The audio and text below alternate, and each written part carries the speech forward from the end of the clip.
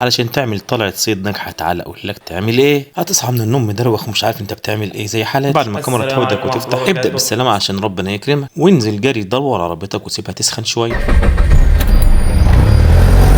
ناخد احمد يا جماعه ومستنيين اهوت، وتجري طيران على شركاء الرحلة بتاعتك وتطير على البحر على طول، وقبل البحر تروح تاخد طعومة عند الحاج اللول.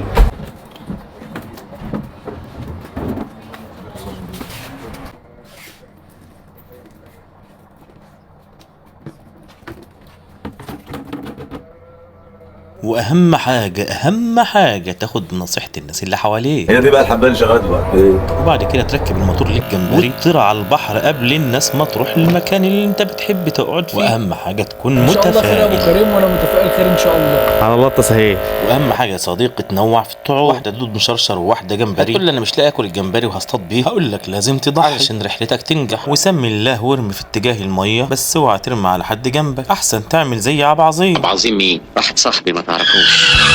وبعد كده النهار يشقشق وتشوف جمال الطبيعه. بس جمال الطبيعه ده مش هينسينا ان احنا ما خدناش ولا سمك، ولا هينسينا مبدأنا اللي هو سمكه في الايد احسن من لبس العيد. وبعد ما الشمس تضرب في نافوخك وما تاخدش ولا سمك، هتاخد عدتك على كتفك ويا فكيك تغير المكان على طول. يا سلام، سلم على مخك البلالان يا بحر العلم يا ترعه المفهوميه.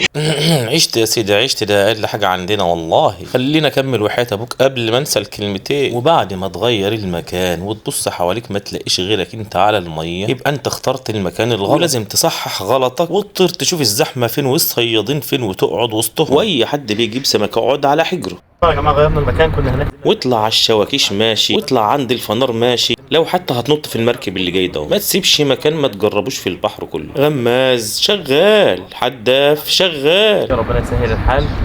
وياك تيأس يا ولدي. هننقل يا جماعه، برضه مش واكله معانا جوه على الصخور. وياك تفكر ان في صوتي نبرة حزن ولا يأس ولا اي حاجة من دي خالص.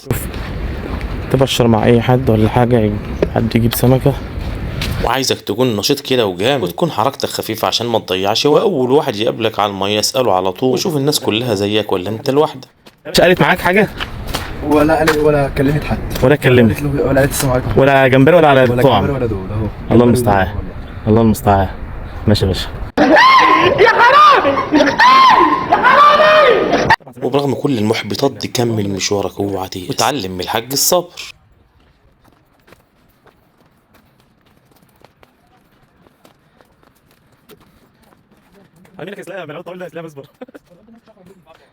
وبرضه احتياطي يا صديقي، لازم تخش السوق تشوف لك اي شروة سمك تزين بيها الكلمة، حتى لو ما اصطدتش يجي لك عين تروح البيت وما تشمتش جيرانك فيه. هتقول لي اشمعنى الجيران يعني؟ هقول لك ببساطة علشان عارفين عنك كل حاجة اكتر من بيتك نفسه. السوق فاضي ومفيش فيه تجار النهارده، يعني احنا اتقل تجار بال1000 جنيه اللي في جيبنا. وعون الله نكتسح السوق كله ابو كريم باذن الله. 1000 جنيه دوت هنمرمط بيه السوق كلته.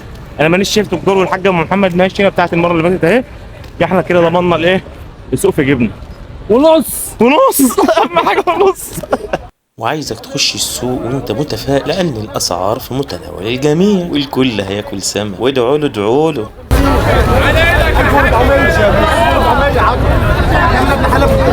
كمان ابن حلال بيع 650 700 750 800 800 في الاثنين 800 800 800 800 800 حد اشتري 800 800 في البيعه. ما انت لو معاك والله ما شاء الله على النبي. 800 جاي عدل والله 800 800 800 800 في عدد 800 صافي 850 850 سنه 850 800. وهنا هتلاقي السمكة دي، ده انت عارف بتضحك ولا بتعيط. سايبة يا عيني ولادها في طاولة لوحدهم في عز الباب، واني بصور استخبوا ورا بعض ومكسوفين. وهوب هتنزل على ليفل الوحش اللي الكيلو فيه ب155 والوزن 12 كيلو. شوف بتعرف تحسب لحد كام يا صاحبي؟ مش بقول لك الاسعار في متناول الجميع. وهنا بس حسيت ان ال1000 جنيه يا دوب اصور بيه واروح. والله تعبت، قول لهم بقى بالله انا اللي هشيله يعني. وبعد ما لقينا ملناش مكان في السوق ويا دوبك ال1000 جنيه اللي في جيبنا نجيب ب 3-4 كيلو شبر من على الطريق، خدنا القرار بالكلام اللي هتسمعه. مفيش حد على الميه خالص، استفتح. والعربيات ماشيه. العربيات انا مستغرب، يعني الجو كويس وجو مثالي للصيد، بس للاسف مفيش حد خد سمكه، حتى المراكب بالغزل مش حد طلع سمكه تشجع يعني، فهننقل ان شاء الله مكان تاني كده حد حبيبنا يعني قال لنا عليه. كريم بعد اذنك، ايوه انت قلت مفيش حد خد سمكه، وانا شفاف على الميه ولا ايه؟ لا احمد خد سمكه. يا ابو اسمها ايه بقى؟ اسمها ايه السمكه؟ علمنا من اسمها ان هي سمكه فعلا. أحمد، طالعه من أحمد المية، الوحيد عايز إثباتات برضه. اكتر من كده ابو كريم. وهنا مولد مرزق جديد وهو احمد السيد. عظمه على عظمه. حبيب قلبي الغالي. ربنا ييسر يا جماعه يا رب، والمكان ده يطلع حلو، واحنا والله ندعي للراجل اللي قال لنا عليه دوت من كل قلبنا، راجل محترم ويستاهل كل خير والله. يا رب ييسر ويطلع المكان كويس